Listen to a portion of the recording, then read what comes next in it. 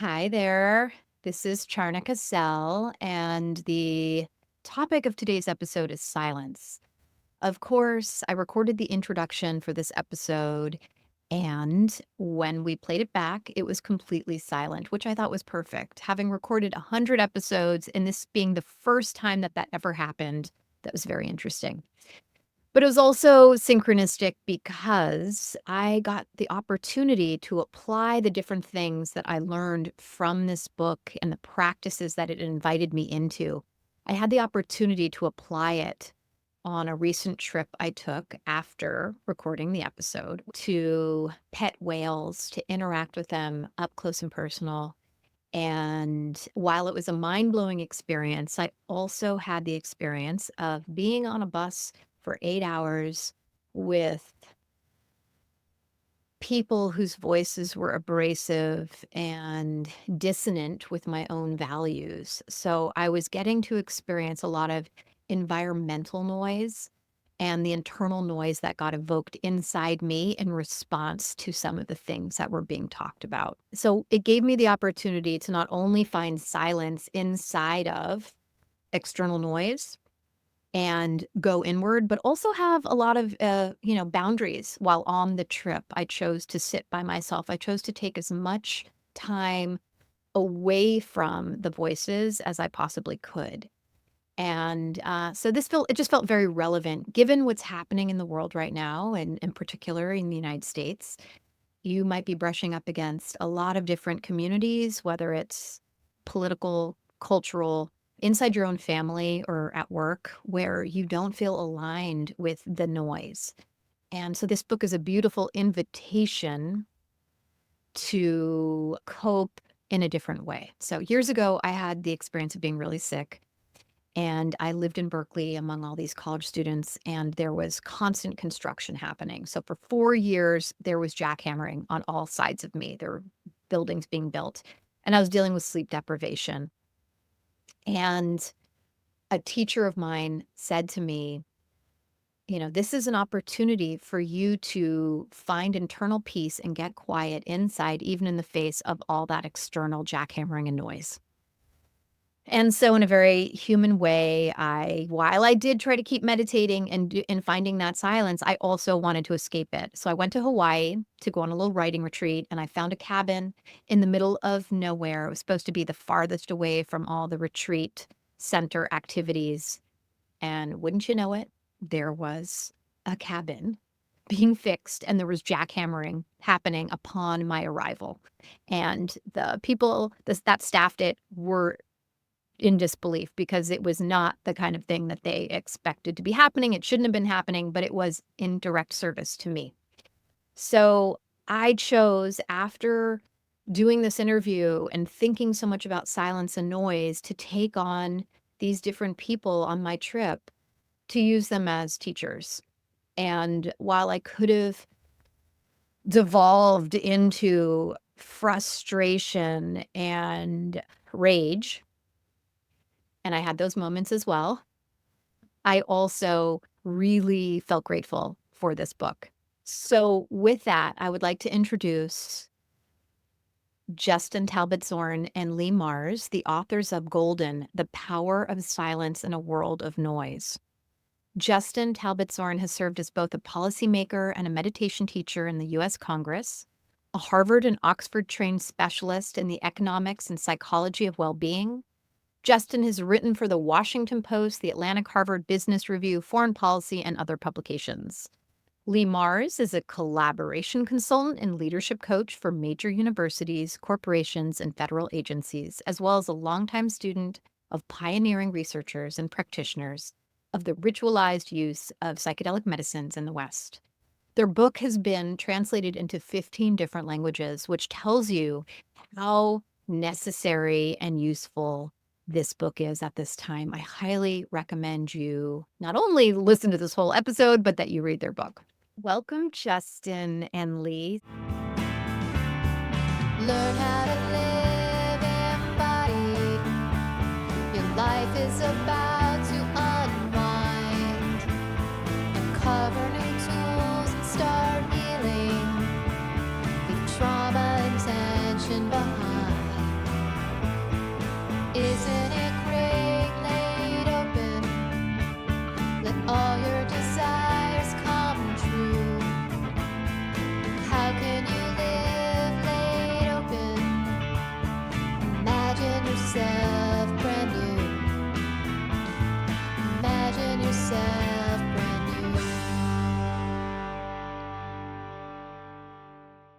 so happy to have you here.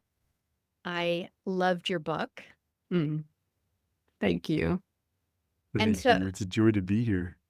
to give our listeners some context, how has the relationship to noise and silence evolved for you since writing Golden, The Power of Silence in a World of Noise? Wow, that's great. I'll start us off. Just from the very beginnings, the idea of writing and exploring silence was captivating to both of us. I think one of the things that surprised us is how much that would entail also thinking and talking about noise. So it became a deep exploration, not just of silence, as we'd hoped, but also deeply of noise.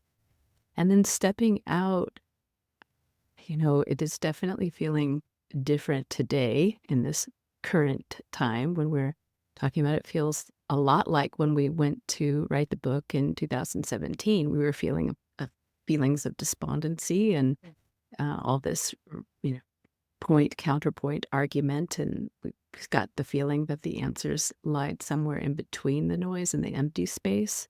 Mm-hmm. And it feels, we've had that feeling throughout the writing of this book, and then we had some time where maybe it felt a little quieter overall, and now it just feels like we're right back in the fray. So it just keeps moving and changing, and I'm grateful for some of the tools that we discovered, uncovered, and things we learned about ourselves in silence to help us navigate this time. Yeah. Well put, Leigh. Given that, so one of the things I've been thinking a lot about is propaganda as noise. And we're in the United States for our overseas listeners. And so for people, one of the things that's really beautiful in your book is talking about how noise can function in a variety of ways. And so for one person, I may hear a chainsaw as noise, or I may hear drumming as noise, but the person who's creating the art behind those forms of noise may be in the zone. So they may be accessing a space of silence and deep peace for themselves in that process. But how can someone decipher between noise that is harmful for them or causing dysregulation in their system and noise that's productive or useful? Yeah, that's such an important question. And at one level, we think of silence as this absence of noise. It's a space where no one's making claims on your consciousness, where no one's interfering with your clear perception or your intention. So it's easy to think of noise just as decibel levels. But as you put it, noise is really that which is interfering with what we truly, really want. And, as you mentioned, propaganda, the propaganda often is what someone else wants, is noise with an agenda, something with an intention of taking us away from our intention of what matters in our lives, what makes for a good life, what is reflective of our clear perception and intention. So it's a work for each one of us to identify what's the noise of our life and what's the clarity, which we describe as silence. Silence almost as a kind of metaphor for living with clear intention and perception. So it's a work for each one of us to discern between these. Mm-hmm. I love that. Were you going to add something, Leigh? One thing I'd say is, but what that question is, it was the big question for us. And so one of the things we did is break out noise to describe an auditory type of noise that comes, we measure in decibels and usually comes at us through the ears, but even can impact our bodies and nervous systems. And then we looked at informational noise. So we want to distinguish these types of noises that's flooding in, the information flooding in through all of our senses and grabbing bits. We talk about bits of attention. So there's, millions of bits of information that our attentional networks are sifting through. And so that type of noise.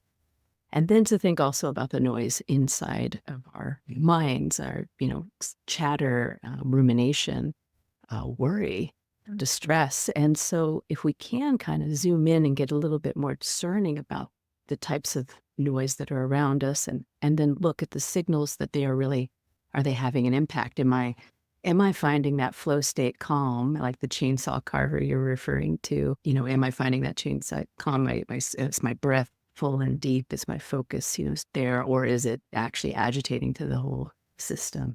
And then, of course, another question you're pointing to is like, well, what's the relationship with others in that? Like, if I've married a chainsaw carver, now how are we going to work that out? And so we do want to look at our relationships as well, because, most of this noise and silence is happening in relationships. So whether that's home environments or workplaces or a society at large, we want to be thinking about our impact, our impact. Yeah. Oh my God, so good. And what you're speaking to in terms of when I think of informational noise, thinking about the news, thinking about social media, even thinking about someone who might be living in a culture or a family that has dissonant values. And that's like information coming from the outside, and then how that can create the internal noise, which is like the collective fear penetrating in and then creating and dysregulating. And especially if there's a history of trauma, how that then can plunge people back into their history. Absolutely. Yeah. I think it's really a question of values, whether we see more information as the answer to solve problems, the answer for our healing. If only we get a little bit more information about what we should do, continue scrolling till we get that one little gem that's going to solve everything for us. We cite in the book that Eric Schmidt, when he was the CEO of Google, made this estimate that every 2 days we create as much information as we did from the dawn of civilization up until 2003.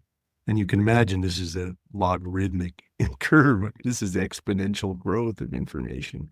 That was 2010. It's almost incomprehensible how much information we're creating. And the assumption is often, if we get more information, we'll be able to solve that problem, whether it's a global ecological problem or an interpersonal problem or a personal healing question.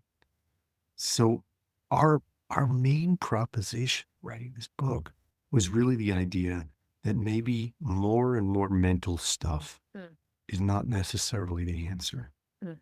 Maybe the answer comes in tuning in to the silence itself so that we can adapt to be able to be more sensitive and more discerning to the signals, to discern the noise from the signal. Absolutely.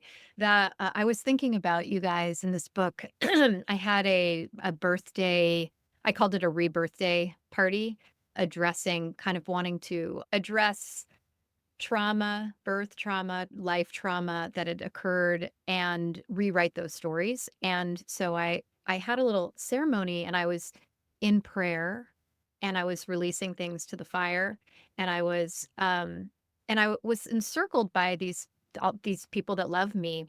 And I was thinking about the silence, the space between the moments where I'd make the prayer, I'd speak it out loud, and I'd release something.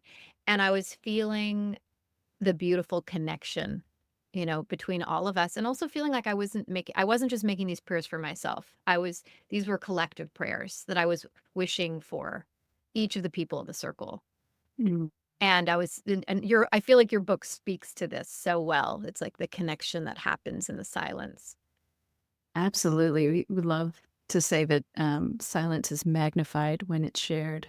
And that magnification and expansion of the prayer that you're putting into the fire, and how we're changed after those experiences together. We're forever changed. I felt that too. I feel that hearing about it secondhand. It's a beautiful thing. So how can we build our capacity for that? Because we've gotten so far away from silence, thinking more about silence. It's awkward if we're in community instead of transformational. Well, and inside the notion of awkwardness, silence is awkward. We even say like awkward silence, right? There's a fear of what's going to arise sometimes for people, right? Or what will be seen. It also, I think, you speak to this in the book about, for some people, silence is scary. And I think that's absolutely true for some people, some trauma survivors, where, silence, there can be a bracing inside of silence, right? Like silence can be peaceful for some, but for others, there's the fear of what's yet to come, right? The storm, like the anticipation. Absolutely. For a lot of people, I think it mimics the households they grew up in, what that kind of silence, that threatening type of silence meant. And it really is not from a informed place that we think of silence as just good. Jumping to that conclusion, silence is good and it should be easy for all. Jarvis, of course, was one of our dear friends and interviewees. Jarvis J. Masters was one of the people to really teach us about actually the space between silence, or there's a certain type of noise where the silence right up against that kind of noise is actually the kind of silence he wants. There's a silence in San Quentin on death row that is just bad news. That kind of silence, that is not, and it took years and years and years of Buddhist practice for him to become more comfortable to ease into the silence of meditation. So we definitely learned a lot about that from him. Can you speak, either one of you, speak a little more to that? Because I think there's the assumption it's like silence, stillness, meditation, that there's a link, and they're actually they can be quite different. And I know also for me, with having a trauma history, it took a while to feel safe enough to be in the stillness and in the silence of meditation. So if they were all linked for me, but that's not the case for everybody. Mm. We really wanted to write this book as a kind of non-meditator's guide to getting beyond the noise, And, to what you're speaking of, I mean, we've had 40 years, almost 50 years of mindfulness, somewhat mainstream, at least having some presence in the culture, and yet in spite of that, the world is more distracted than ever. So what we really wanted to do was find ways for people to get beyond questions like, am I doing it right when it comes to meditation? Because, as you're speaking about trauma, as you're speaking about each one of us having our own set of experiences and our own conditioning, each one of us in our own way can find what this clear perception and intention feels like. And each one of us in our own way knows what this state of pristine awareness feels like. It's not necessarily something that we need to be defined by a book or by a teacher, by, anyone other than ourselves. It's a state that is inherent to being human, and each one of us can tune into.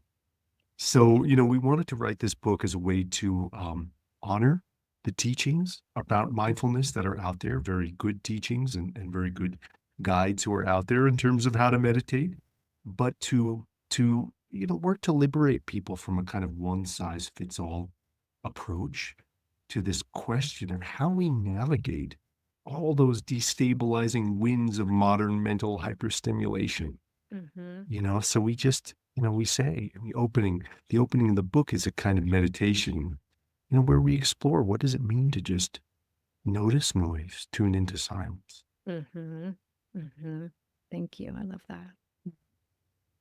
Yeah, Justin and I are both lapsed meditators as well. We'd had and gained a lot of appreciation for those practices, but we're no longer finding ourselves using those practices to find quiet. And even Jarvis is a great meditator. He loved to talk to us about his flow states in writing and working out in his cell and different other ways that he found silence. So we need multiple, myriad, many ways in, and those ways might change over a lifetime, over your lifetime. And for me, for example, physically sitting meditation was just no longer viable. It just doesn't work for my body if I'm really listening to my body. So moving meditation is where I look. Yeah. So I just think it's, just to open that up and create a little more space. Where we live in Santa Fe and in Berkeley, sort of you meditate, of course, is the assumption. Well, we were feeling a little like, oh no, we don't meditate, but we do really care about silence. And, what are the ways to do that? But what you point to, which is so important, is that so we know it as the zone or the flow state, or even meditation, we go into an alpha brainwave state. And so there's this sense of calm that comes over the body. And my first access point was writing and then dance. And I know that, you do both. So I have clients who can't meditate. That first of all, the internal noise of I'm doing it wrong gets so loud, right? There's that reactivity internally and fear of doing it wrong. So they just have a total aversion to it, right? I have a meditative light machine that I'll use with some clients that helps induce that because it's like a neurofeedback machine. But I love that this notion, because it's just right in line with what you're speaking about of there's not one way, not a one size fits all. That immediately I'm filled with trust when someone doesn't have a one size fits all approach to something, because we are so individual. I was listening to another interview that that you did, and Justin, you were talking about contraction in consciousness. And contraction is a term, it's interesting because as a somatic therapist, it's something I've thought about for the last 20 years, and it's not always used. And so I love that you talked about this because the notion, it's like it really speaks to the mind-body connection of contraction, contracted thoughts, contraction, the body. And I was wondering if you could talk more about that. Yeah, for sure. This is something that really came to us from the neuroscientist Judson Brewer in an exploration of, what is silence in the mind? Because, if you study the mind, you study the neuroscience, a human being who's in total silence, a state of absolute no thought, no auditory noise whatsoever, is dead. In a human life, there's going to be thought. There's going to be somatic experience. There's going to be sensory experience. And that's okay.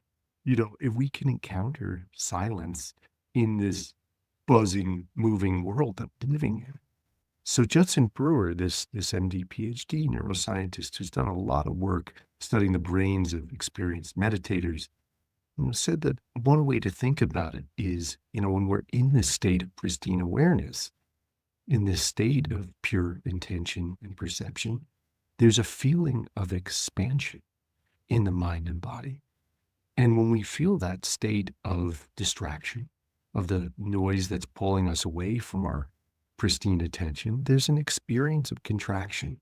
So it's very subjective, but it's a way of understanding how to navigate the noise of the world, noticing how it's reflected in our body and mind. It was such a big moment, and we realized that was actually a lifetime practice right there. To notice noise, to notice all those contractions you were talking about, and to tune into silence and to feel for those places of expansion. And I mean, it's kept us busy ever since. Right. Well, and it's important and I'm curious, it also points to the topic of embodiment, right? It's like you can't really study these subjects without also talking about embodiment. Because you're talking about using the body as a reference point for like how do you know what puts you into that space of ease and silence? Totally. Yeah. I was thinking when you were talking about how silence is often scary or silence is awkward or uncomfortable, and then the body is a reference point. I was thinking of this University of Virginia study that was done several years back, where a social scientist told participants that they had a choice to either sit in this room alone or they could push a button that would administer a really painful electric shock. And initially they were told this shock would be so painful that many of the participants said they would actually pay money to avoid this shock. But then after about 15 minutes, 67% of the men and 25% of the women actually chose to shock themselves with the painful shock rather than sit in silence. That's how uncomfortable silence was. God, well, that makes me think of COVID, and I'm so curious, like the period of, because you started this book. I mean, this book, did it come out before COVID? I'm trying to remember now. Yeah, it came out in 2022, and really we got the contract to start writing at the beginning of 2020. So COVID and our writing of this book coincided completely, and we, it created almost an enforced writing retreat for us in some ways, although a challenging one, considering our schoolhouses were inside of our house and our offices were inside of our house and things like that, but it was an amazing companion to this book. Yeah. But what's interesting about that is that you're suddenly confronted with a whole other level of noise that you're having to navigate.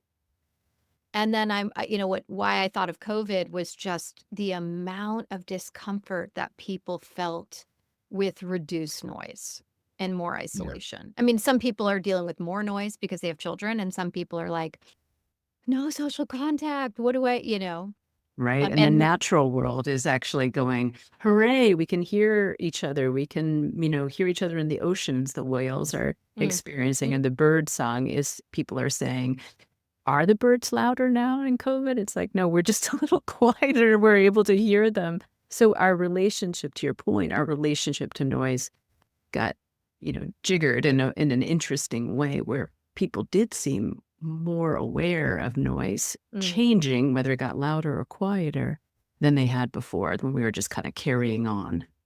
One of the things I observed as a trauma therapist is like there were built-in boundaries because of COVID, and that once those were removed, people had to be more discerning for themselves.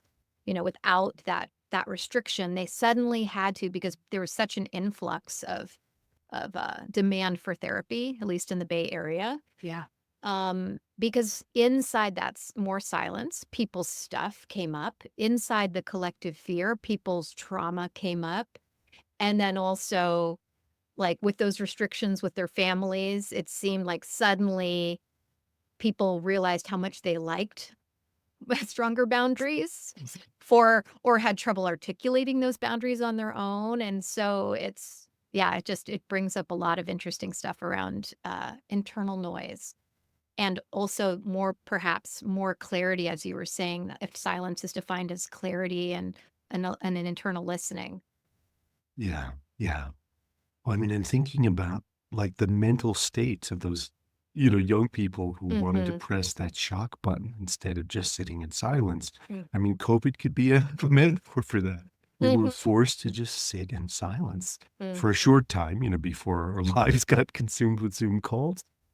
But, I think that is really a window into the mental and somatic states, into the emotional states in which we're living. And silence can be this kind of clarifying force. When you take away the distraction, we're able to look into that resting state.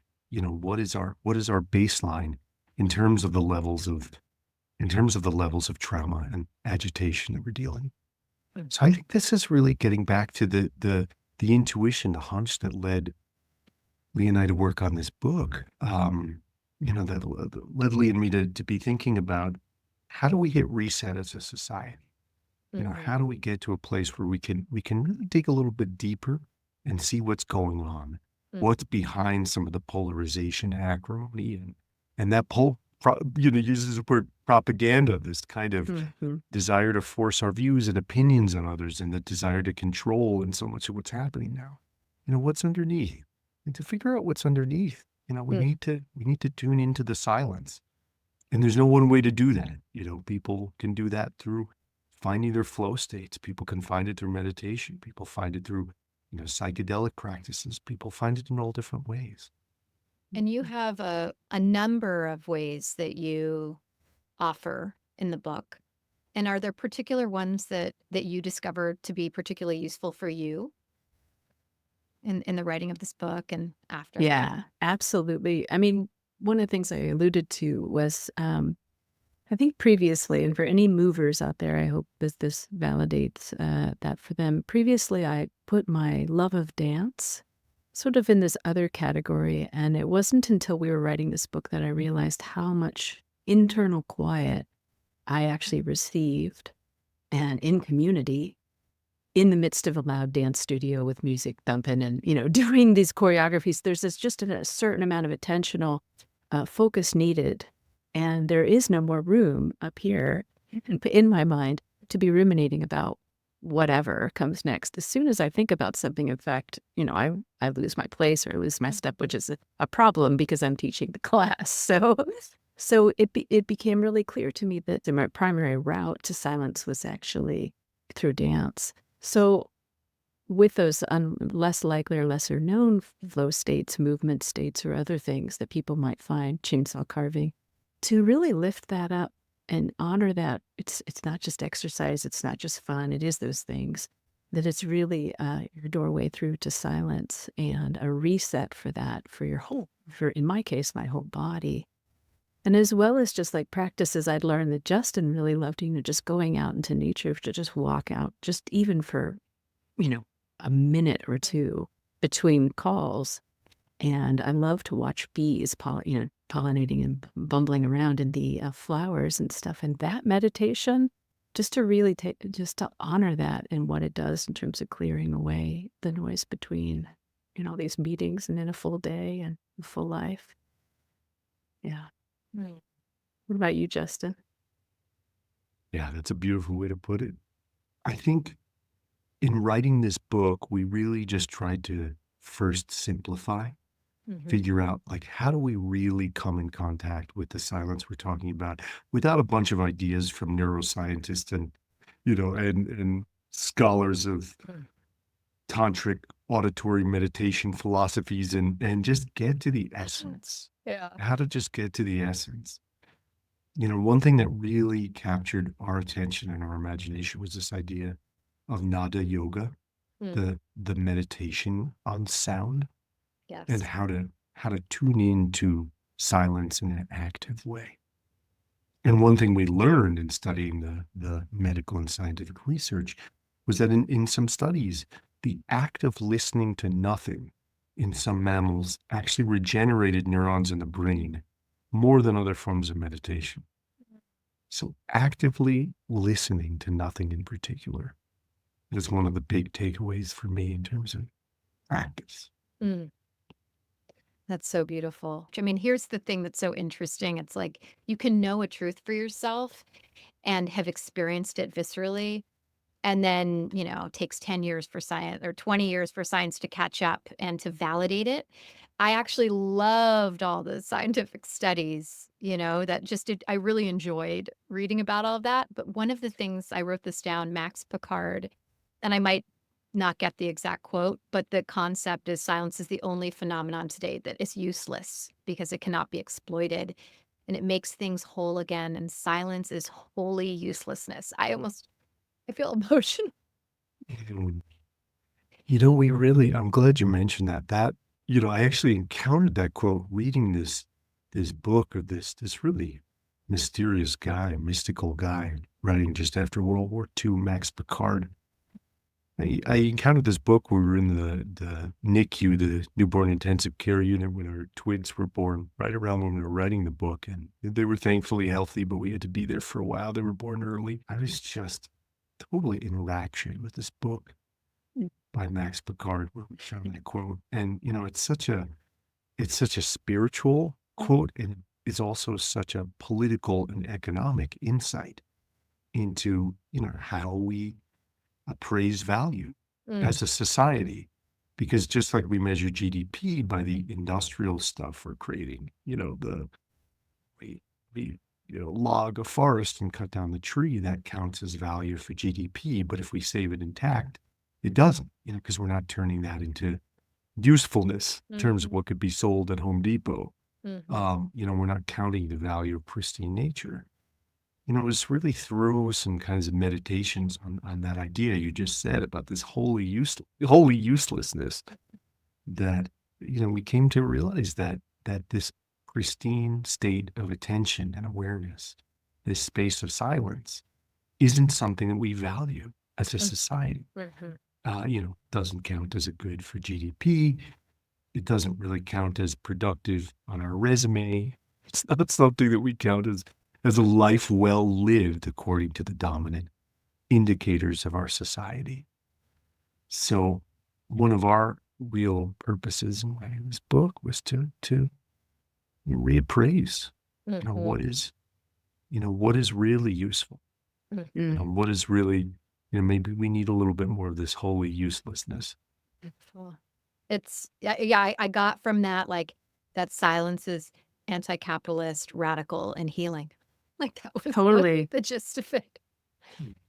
Yeah, we have swung in that direction with the direction where it's like our attention, unless it's cut up like that forest that Justin was describing.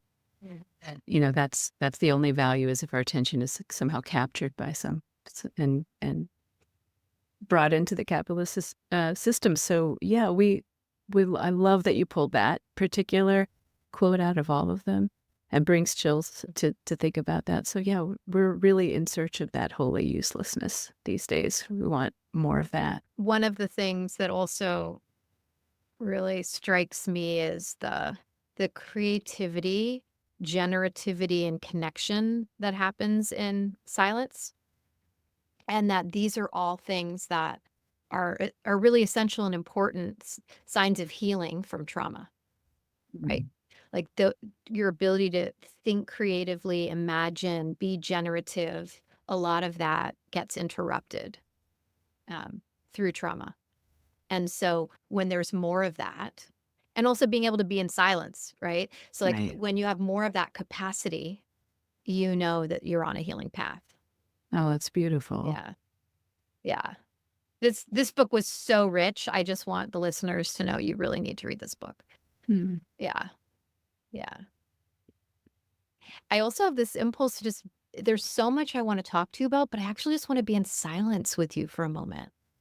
Would you want to take a moment, Leigh, to read the opening words, or I can, and then be in silence with the... Yeah, I've got it here. Really? Let's do that. Let's do that. And I also want to say, I thought of the irony of like being on Zoom, interviewing you for a podcast, all of this being more information and more material. It's being put out into the world, and just the desire to be in silence with you. It's not lost on us. We get it. We really Yeah. get it.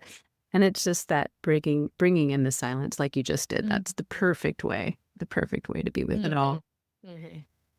Okay, so these are the opening words of the book. Chapter 1, an invitation.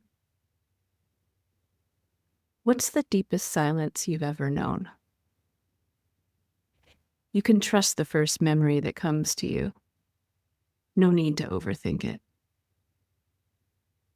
As you remember the experience, see if you can settle into it. Recall where you are, what's happening around you, and who, if anyone, is present. See if you can summon the atmosphere, the quality of light, the mood in the air, the feeling in your body. Is it quiet to the ears? Or is it the kind of silence that comes when no person or thing is laying claims on your attention? Is it quiet in your nerves? Or is it the kind of silence that lives deeper still? Like when the turbulent waters of internal chatter suddenly part, revealing a clear path forward. Take a moment to consider what might sound like a strange question. Is the silence simply the absence of noise? Or is it also a presence unto itself?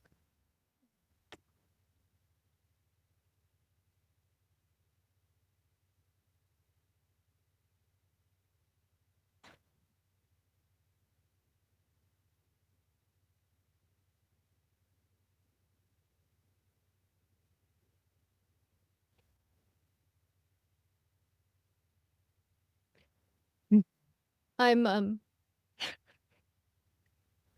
Hmm. these are tears of gratitude. Oh.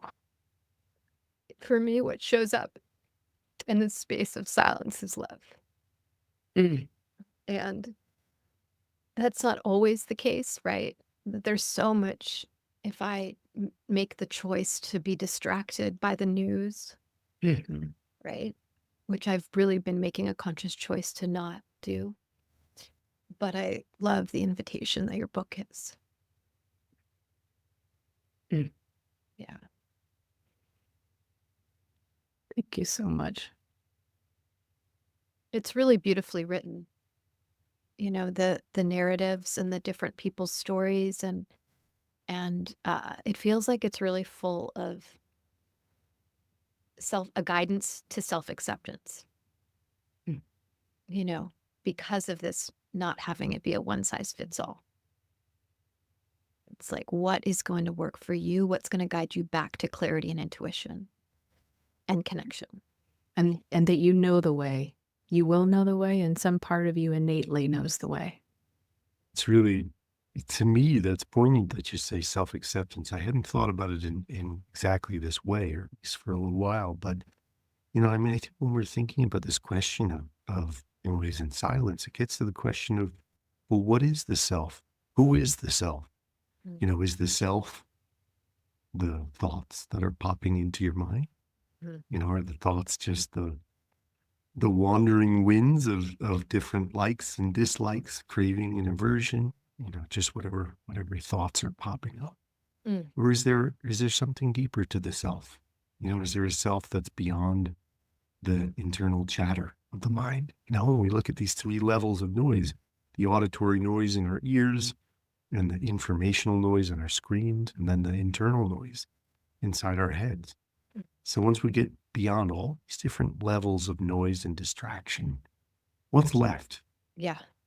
So if this is the real self, then this is something it's straightforward, it's natural to accept, because it's being, it's pure presence. Mm-hmm. Mm-hmm. Yeah. And that's that piece of you also speak to in the book about there can be noise or something, and then there's the reaction to the noise and how that's more noise. And you also, Leigh, can you speak to the sphere of control Mm-hmm. and managing our reactivity? I think that's a really important distinction that you made in the book. Yeah, in fact, that comes back to Jarvis. He's really pointing us towards that. And it was his quote, which I might not get perfectly here, but that he had to quiet the noise by quieting his response to the noise. And he learned that really early on when he walked into his cell as a 19-year-old young man. And his first thought was a harmful thought. He knew that. I'm being buried alive in this small cell. He touched the top of his cell. He could touch the side walls in that 4x9 cell. And his young self knew, I've got to interrupt that thought. I can't sit here and think I'm being buried alive, right? So he stopped there. And then later in life, he engaged Buddhism. And in that very, with very few choices that he gets to make, he started focusing in on what is the choice that he can make, what is within his sphere of control. And there isn't a lot. And for him, there's less than most all of us. And of course, we're all, struggling with that, but we have to find the right kind of mapping. So what is in our sphere of control? That's really, we can make that choice for ourselves. So he would, when he tuned into when he could actually meditate, when he could actually write, when he could actually do his practices, that was in his sphere of control to some degree. What was in his sphere of influence, and interestingly, the tier, the other inmates in the tier were actually part of his, sphere of influence. And some of those guys would protect his writing time. Be like, hey, leave Jarvis alone. He's writing right now, because they so admired that he was writing, and he was helping them write and publish, poems and things as well. So he actually broadened his sphere of influence, being the compassionate, awesome being that he was, to get more time for writing and more quiet, less interruptions. The men on the tiers are constantly yelling out each other's names or hollering or just expressing things. So it's a hard place to concentrate and write, for example, 2 New York Times bestselling books. Yeah. So anyway, so sphere of control, sphere of influence, and then that which is out of your control, you do try to let it go. That's the practice. So that we can find those areas of our places of control and of influence, and influences a lot of the relational things, like in our home, we're sharing our home, or sharing our workplaces, or anytime we share space, public space as well. We may just be in a place of being able to negotiate and have conversations that are not your typical conversations. We're not often talking about this, but, how do we feel about playing music, a default to music and, in the house, or podcast listening? You're listening to a podcast. I'm not listening. Like, what do we think about that? I have thoughts about that. Or public spaces. I find it fascinating as we travel around the world, like how a train feels in Japan. It's like you could hear a pin drop. It's so quiet. That sense of shared space in a we culture, like Japanese cultures, then the relationship to noise is different than it is here in the United States. So anyway, we don't have control over everything, but we do have some influence. And in those places, can we take it into a place of meditation and let go when we don't? Mm-hmm. And you point to something so important, which is, you know, we may value something. It's not necessarily what's available automatically and supported by our culture or our environment, if we're in prison, etc. Yeah. Yeah, you get into so much. Your book, it covers so much. So one of the stories in the book is about complacency as noise, and while true silence allows compassion and understanding. So I was really thinking about what are the things that contribute to complacency. And I would love for one of you to speak about this. Yeah. I mean, we really looked at the notion, this cultural current that's real, that silence is violence.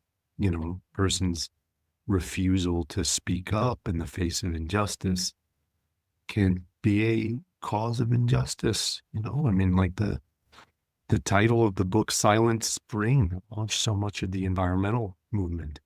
And, the silence is death posters around New York City, around, silence around AIDS. And it's a real thing that the refusal to speak up and act in the face of injustice is a cause of violence and destruction and poverty and so many ills in the world. And at the same time, there's a different kind of silence. There's a different level to silence that I think, as we talk about in the book, is different from this kind of like closed-lipped complacency.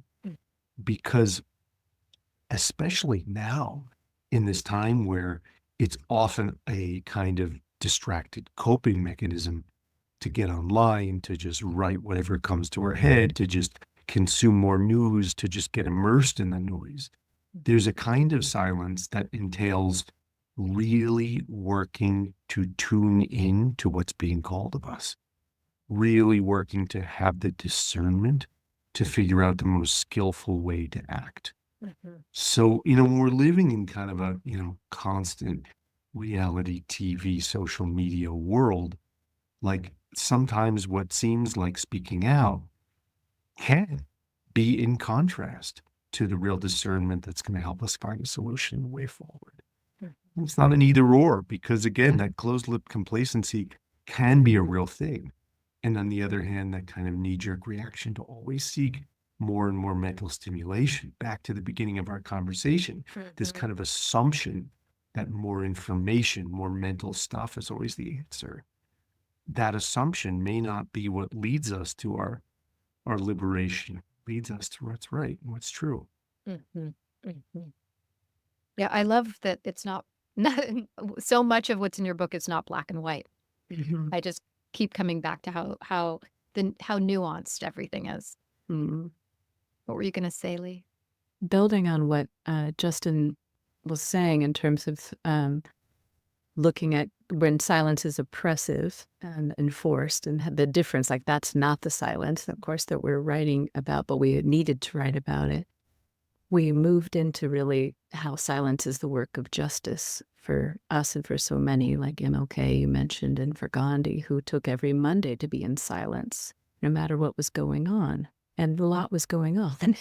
And he would step out of the need to speak and respond. He might still attend meetings and conferences and things, but he would say nothing. And then on Tuesday, his people around him said he would just emerge and just speak without notes and just this amazing, rapturous flow of clarity. So we figured if Gandhi can do that, we understand and really bow to the activists, the advocates, where it's about speaking truth to power, as the Quakers say, and also see silence as the work of justice to really get clear about what it is we're speaking to and how and when exactly. Yeah. Beautiful. And can you share whether you could share one exercise that you'd like to guide us through, or just a list of different ways that people can create more moments of silence in their life?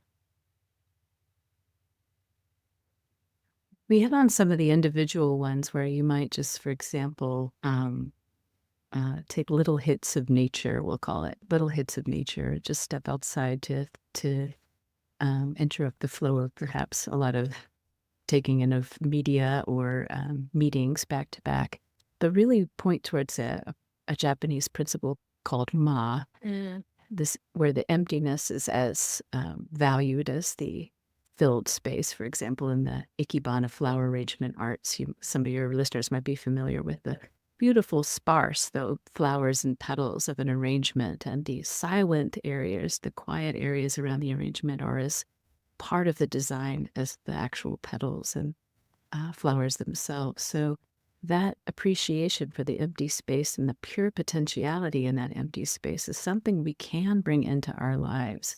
We think about those transition moments from A to B, like maybe, like I've said, from one room to another, where we just sort of take a moment of breath as we hold the doorknob and enter another room. Or, as one of our interviewees, he takes a breath as he opens like a new document or changes modes in his meetings and stuff. So if we really think about those transitions and differently and bring a little bit of spaciousness to that, it doesn't mean scheduling anything any differently necessarily, just a beat, just a breath. And it can go a long way to bringing a little silence, infusing it into our days. Thank you. One practice related, all these practices are related, but a specific one that I really love is what we call take your to-do list for a hike, which is something we got from Gordon Hampton, who's an acoustic ecologist. Would have this long to-do list and he would print it out when he was at his office in Seattle and just like feel overwhelmed. And then he would take a trip about 4 hours away, 2 hours of driving, another 2 hours of hiking to the quietest place he could find, which in his case, in the whole rainforest in Olympic National Park, was like a very quiet place. Doesn't need to be somewhere that quiet, but somewhere deep in nature, as deep as you can realistically get in nature, and take the time to just tune in and get out of the cell signal, get out of all the everyday vibrations and worries and neuroses of life. And after you feel like you've gotten really quiet and you're really tuned into the natural world, pull out your to-do list and cross off everything that isn't really essential. And he would find that when he would do this practice, like really do this practice, he could take months of obligations off of his to-do list. So it's really, to me, this gets to the essence of what we're talking about noticing the noise and tuning into the silence. Like, how can we really tune into this more, back to your term, contracted versus expanded? How do we tune into this expanded state of consciousness? And then how do we navigate life from this more expanded place? I love that. I've felt, I've been looking forward to this conversation and have felt your presence, the book's presence with me in all the little activities that I do. Like I work have a garden, but also even doing a puzzle. I did a puzzle for the first time in 40 years. And I was very much thinking about the spaces, like the empty space or the outline of things, and I was just like, there's so many opportunities throughout our day in the smallest unexpected ways, to appreciate the silence around things, in between things. Thank you so much. Anything else that is essential that you feel like you really want to make sure that listeners know, or take away? I think the big idea is really that the problems we're facing as humanity and as individuals might not be solved with more thinking or talking.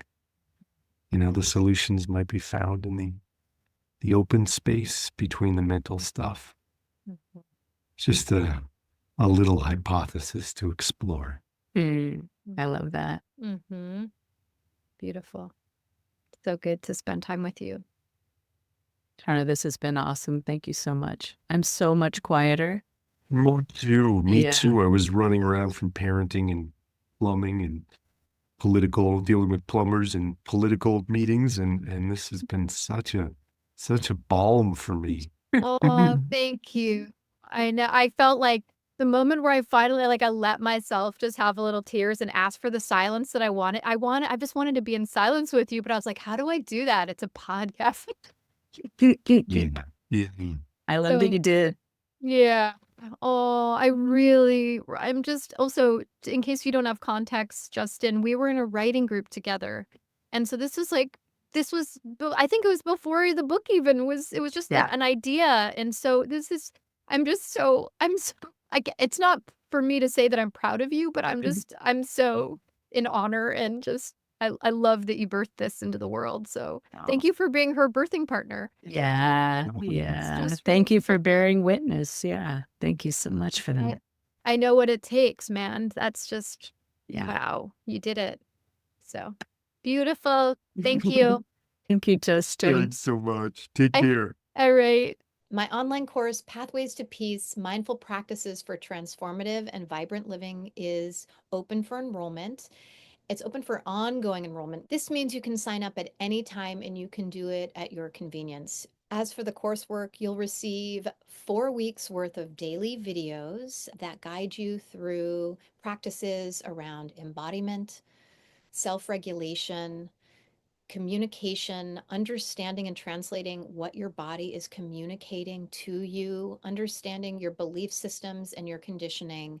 It's really about whole transformation and creating a foundation for having a better understanding of yourself and what causes your reactions and improving your relationship to yourself and others. You can also sign up for weekly coaching calls, which will allow you not only to have access to me and me answering your questions, but also allow you to be in a group of like-minded individuals. If you want a more affordable option, you can start with my companion workbook, which basically introduces you to the material that are in the videos, but it's more affordable. If you'd like to learn more, you can read about the course, you can read about the workbook at charnacassell.com. Thank you so much for joining us. I hope you enjoyed the episode. And if you did, please like, rate, review, and share it with your friends. It's much appreciated and it helps people find us. And if you'd like to stay connected, you can find me on Instagram at Laid Open Podcast. That's Laid Open Podcast, all one word, LAIDOPENPODCAST. You can also go to charnacassell.com, where you can sign up for my newsletter, which will provide additional resources, and you'll be the first to know about courses and things like that I'm offering. And you can also sign up for my monthly meditation that happens for free at the beginning of each month. This has been the Laid Open Podcast with your host, Charna Cassell.